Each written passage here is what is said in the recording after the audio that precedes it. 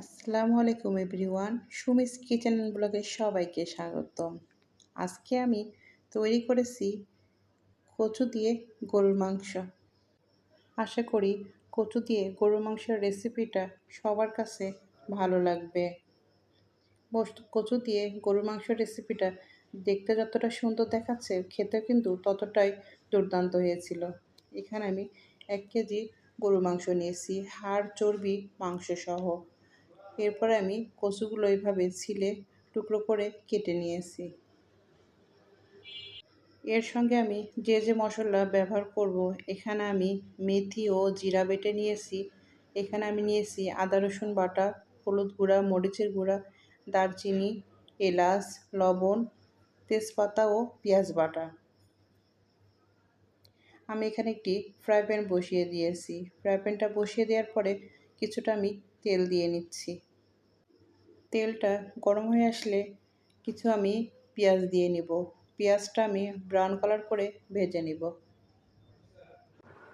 গরুর মাংস কচু দিয়ে রান্নার রেসিপির সঙ্গে এতক্ষণ পর্যন্ত যারা চলে এসেছো, এটি লাইক দিতে ভুলে গিয়েছো, অবশ্যই লাইক দিয়ে ভিডিওর সঙ্গেই থাকবে। এখানে আমি বাটা মশলা বা গুঁড়া মশলা, লবণ সহ যেগুলো দিয়েছিলাম সেগুলো আমি পেঁয়াজের সঙ্গে দিয়ে সুন্দর করে কষিয়ে নিব।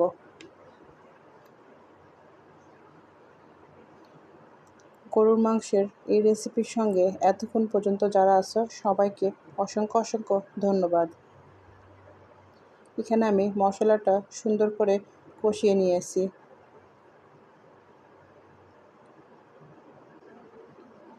এরপর আমি যে মাংসগুলো পরিষ্কার করে রেখেছিলাম সেগুলো দিয়ে নিচ্ছি।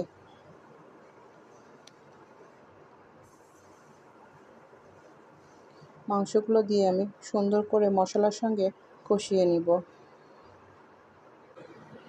গরুর মাংস তো অনেকভাবে খাওয়া হয়েছে, এইবার একবার হলো ঘাটি কচু দিয়ে রান্না করে দেখতে পারেন।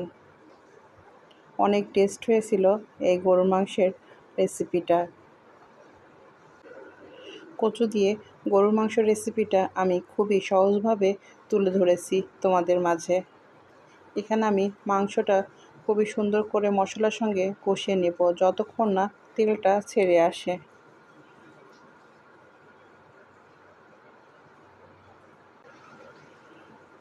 গরুর মাংসের রেসিপিটা তোমাদের কাছে কেমন লাগলো অবশ্যই কমেন্টের মাধ্যমে জানাবে।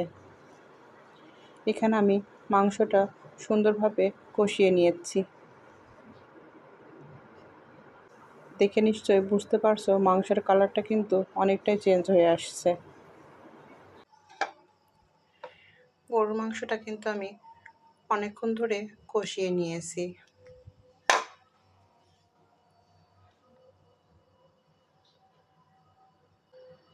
যখন মাংস থেকে তেলটা ছেড়ে আসছে, তারপরে আমি যে কচুগুলো কেটে রেখেছিলাম ওগুলো দিয়ে আরও কিছুক্ষণ কষিয়ে নেব।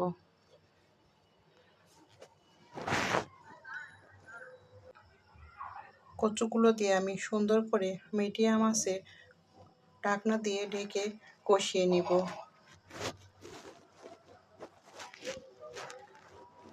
এখানে আমার গরুর মাংসের সঙ্গে কচুটা সুন্দরভাবে কষানো কমপ্লিট। এরপরে আমি পর্যাপ্ত পরিমাণে পানি দিয়ে নিচ্ছি। এখানে আমি মাংসতে পর্যাপ্ত পরিমাণে পানি দিয়ে নিয়েছি, যতটা সিদ্ধ হতে লাগবে। এরপরে আমি 10 মিনিটের জন্য ঢেকে মাংসটা রান্না করে নেব। আমার এই রেসিপির সঙ্গে এতক্ষণ পর্যন্ত যারা আছো সবাইকে অসংখ্য অসংখ্য ধন্যবাদ। কচু দিয়ে গরুর মাংস রান্নার রেসিপি তোমাদের কাছে যদি ভালো লেগে থাকে অবশ্যই আমার চ্যানেলটি সাবস্ক্রাইব করে আমার পাশেই থেকে যাবে। আর যদি খুব বেশি ভালো লেগে যায় ফ্যামিলির সঙ্গে শেয়ার করতে পারো।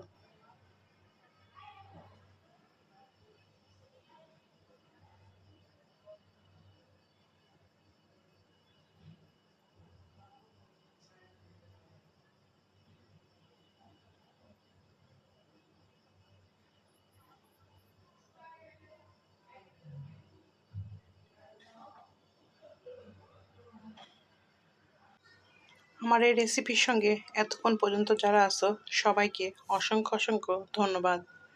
আমার এই রেসিপিটাতে কোনো রকম যদি ভুল ত্রুটি থেকে থাকে অবশ্যই ক্ষমাশূন্য দৃষ্টিতে দেখবে। গরুর মাংস রেসিপি অনেকভাবে সবাই রান্না করতে জানো, এভাবে আমি রান্না করেছিলাম, খুবই ভালো লেগেছে, এর জন্য আমি তোমাদের মাঝে শেয়ার করলাম।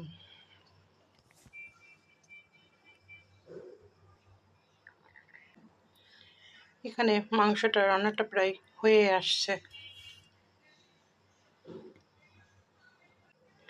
আমি ঢাকনাটা খুলে মাঝে মাঝে নেড়ে চেড়ে দিয়ে এইভাবে কচু দিয়ে গরু মাংস রান্নার রেসিপিটা রান্না করে নিচ্ছি।